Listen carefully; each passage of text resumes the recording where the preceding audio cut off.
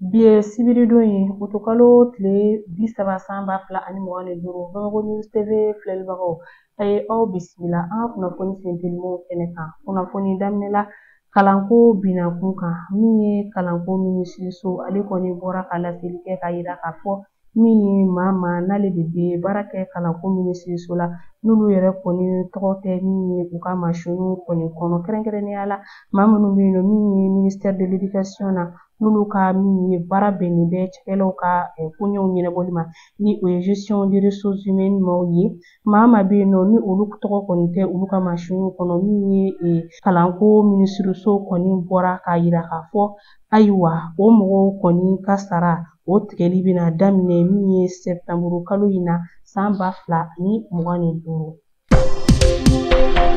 Halisa an bɛ to ni Mali kunnafoniyaw ye. Mali ni Burkina jamana u bɔra ka ɲɛkura fiyɛ u ka jɛkabaaraw la kɛrɛnkɛrɛnnenya la min ye lakana ale yɛrɛ sira kan min ye bolodi ɲɔgɔnma ka se ka ɲɛkura fiyɛ o la yaasa min ye basigi ye ale bɛ se ka na cogo min na Sahel ale jamana kɔnɔna na cogo min na o siratigɛ la sa min ye ni jamana fila ye u ye min ye jateminɛli kɛ halisa yaasa min ye bolodi ɲɔgɔnma dɔ bɛ se ka fara o kan cogo min na o sɔrɔ ale yɛrɛ nasiraw fɛ cogo min na.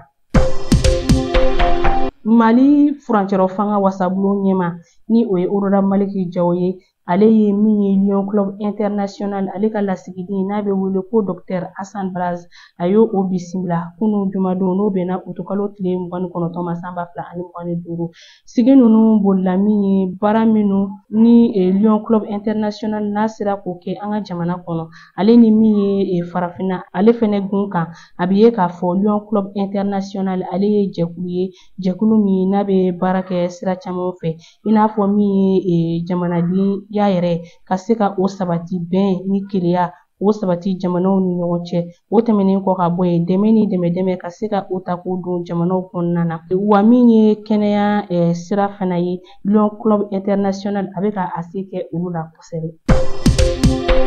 Mali médiateur de la République ni o ye Madame Sanogo Aminata Male ale bɔra ka min ye kunnafoni di kɛ juma tɛmɛnen min ye otokalo tile 29 san 2025 ka kɛɲɛ ni min ye baara minnu sera ka kɛ a ka cɛkɛda fɛ san 2023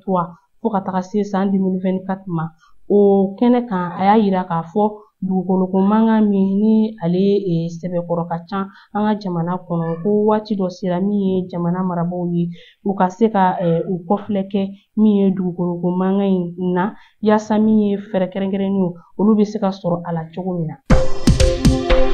Kunun jumadon n'o bɛnna otokalo tile 29 ma san 2025 an ka minisiri ɲɛma ni mara cɛmaboli minisiri fana don General de division Ablaye Mayiga ale kɔni ye diɲɛ seleke naani tɔnba Nations Unies mɔgɔw ka lasigiden kura bisimila min ka baara ɲɛsinnen don jamana kɔnɔdenw olu bolofɛnw lakanaliw ma an ka jamana kɔnɔ ni o ye Pierre Kamara ye ko nin taama in kɛra sababu ye lasigiden ma an ka jamana kɔnɔ ka se ka na foli kɛ ka ɲɛsin jɛɲɔgɔnya baara ɲumanw na ani an ka jamana ye ani fana a ye laseli kɛ u ka cɛsiriw la dɛmɛɲɔgɔnya sinsinni na ka ɲɛsin jɛɲɔgɔnya baara ɲumanw la. An bɛna an ka kunnafoniyaw kuncɛ ni kɔkan kibaruyaw ye.